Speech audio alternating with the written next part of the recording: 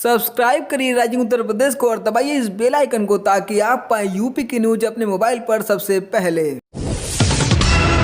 प्रदेश में पिछले 17 दिनों के आंकड़ों को देखा जाए तो कोरोना संक्रमित मरीजों की संख्या करीब 2.5 गुना पहुंच गई है। 15 अप्रैल को प्रदेश में कोरोना संक्रमित 1,29,848 लोग थे। अब इनकी संख्या बढ़कर 2,85,832 हो गई है, यानी प्रदेश में 1,55,000 मरीज केवल इसी बीच बढ़ गए हैं। प्रदेश में पिछले 24 घंटे में कोरोना संक्रमण के 29,192 नए मामले सामने आए। डिस्चार्ज लोगों की संख्या 38,687 है। पिछले 24 घंटे में संक्रमण से 288 लोगों की मौत हुई है।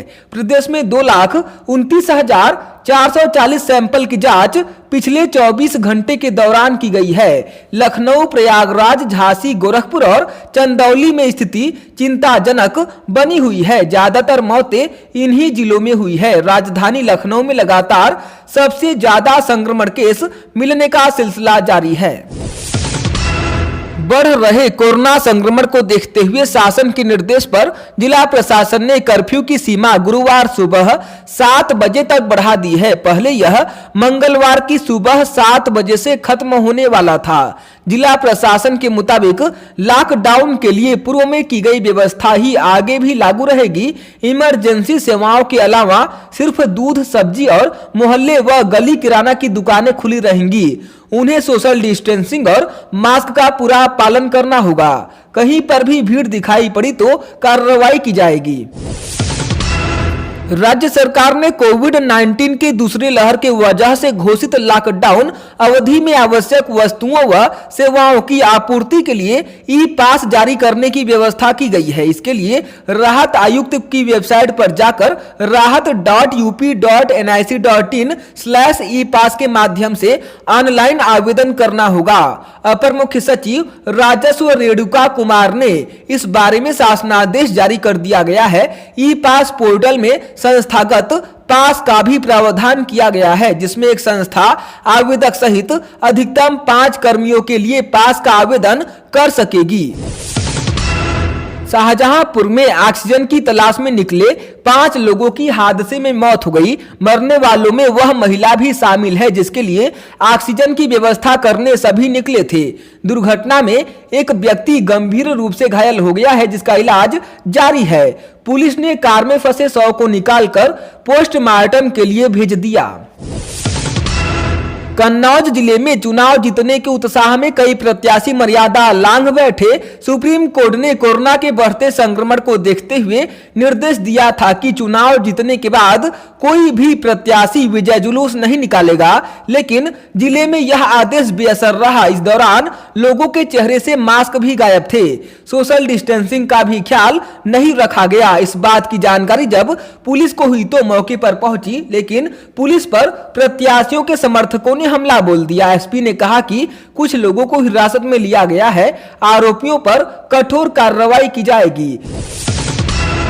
प्रख्यात गायक पद्म विभूषण पंडित छन्नू लाल मिश्र की छोटी बेटी नम्रता मिश्र ने वाराणसी के मैदागिनी स्थित मेडविन अस्पताल पर गंभीर आरोप लगाया और हंगामा किया। बड़ी बहन संगीता मिश्रा का यहां कोविड का इलाज चल रहा था। परिजनों को एक दिन भी मिलने नहीं दिया गया। नम्रता मिश्र ने आरोप लगाया कि पैसा लेकर मेडविन अस्पताल के लोग डेड बॉडी देते हैं। हंगामे की सूचना मिलने पर पुलिस मौके पर पहुंची और कार्रवाई का आश्वासन देकर परिजनों को घर भेजा।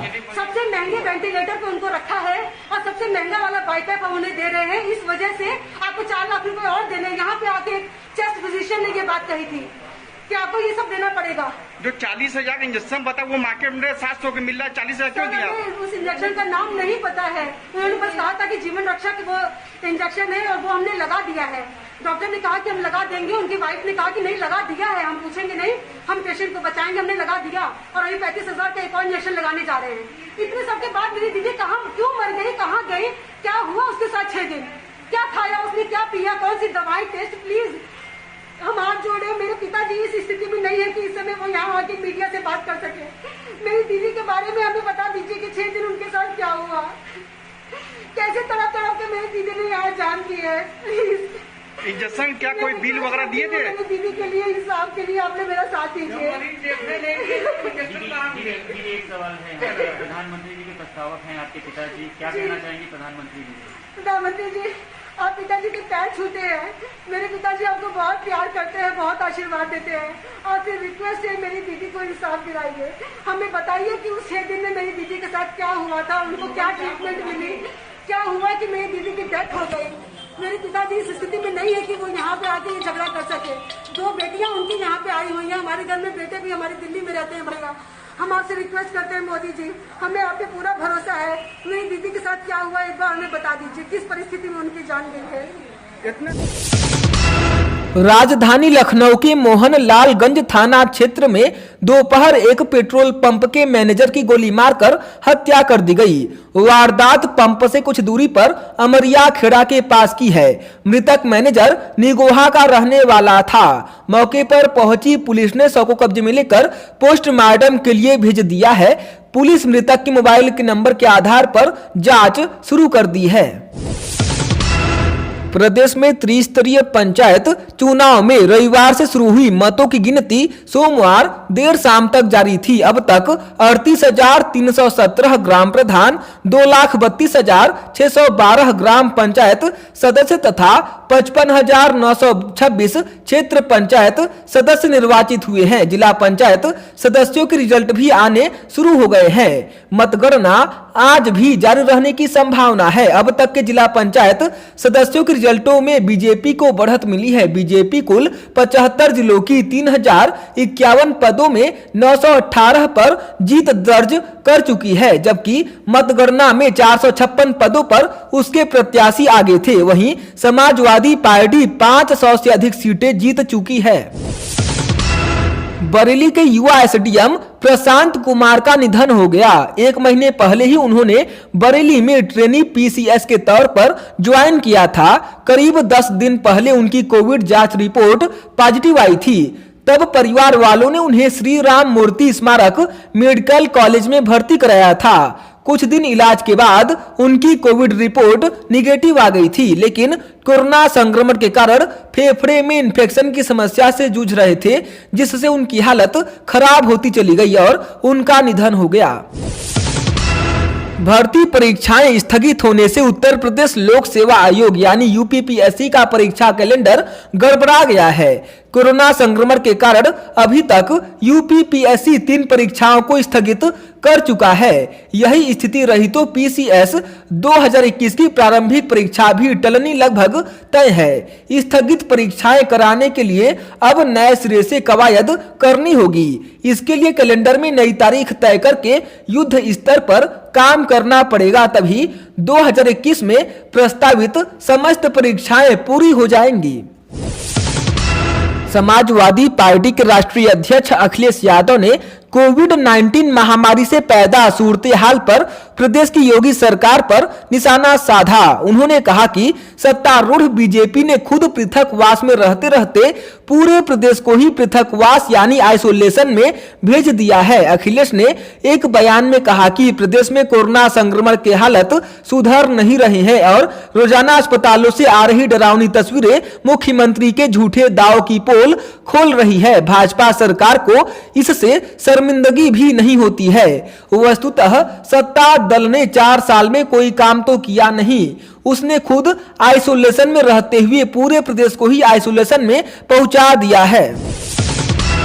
मुख्यमंत्री योगी आदित्यनाथ कोरोना के खिलाफ लड़ाई में हर पल सुविधाओं और संसाधनों में बढ़ोतरी कर रहे हैं। सीएम योगी के निर्देश पर अब प्रदेश में नर्स, वार्ड बॉय, सुपरवाइजर, चिकित्सक, अन्य पैरामेडिकल स्टाफ और स्वास्थ्य कर्मियों को बड़े पैमाने पर मानदेय पर रखने की तैयारी की गई है। जल्द ही इसे अमली जामा पहनाया जाएगा। सीएम के इस निर्देश से आम लोगों को सरकारी अस्पतालों में उपचार कराने में काफी सहूलियत मिलेगी। इससे अस्पतालों में कोरोना संक्रमितों का उपचार कर रहे मेडिकल कर्मियों की भी हौसला अफजाई होगी।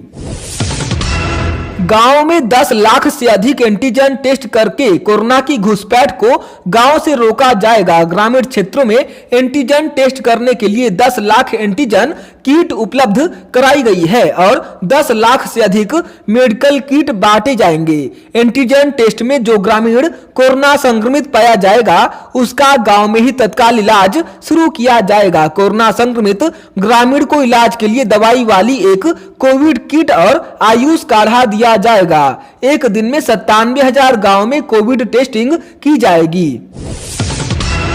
राज्य सरकार आपदा से निपटने के लिए केंद्र सरकार से जल्द ही 15वें वित्त आयोग से 2,500 करोड़ रुपए की मांग करेगा। केंद्र सरकार यूपी के लिए वित्तीय वर्ष 2021-22 से 2025-26 तक के लिए बजट का आवंटन कर दिया है। यूपी सरकार को इसके आधार पर पैसे दिए जाएंगे। राजस्व विभाग चाहता है कि केंद्र सरकार उसे आपदा मद में आवंटित पैसे मिल जाएं, जिससे राहत कार्यों पर जरूरत के आधार पर खर्च किया जा सके। त्रिस्तरीय पंचायत चुनाव की ड्यूटी में लगे 700 से अधिक शिक्षकों कर्मचारियों की कोरोना संक्रमण की चपेट में आने से मौत हो गई। शिक्षक संघ ने मुद्दा उठाया और हंगामा बढ़ा तो अब उत्तर प्रदेश बेसिक शिक्षा परिषद के सचिव प्रताप सिंह बघेल ने सभी जिलाधिकारियों को पत्र जारी करके सत्यापन रिपोर्ट तलब की है।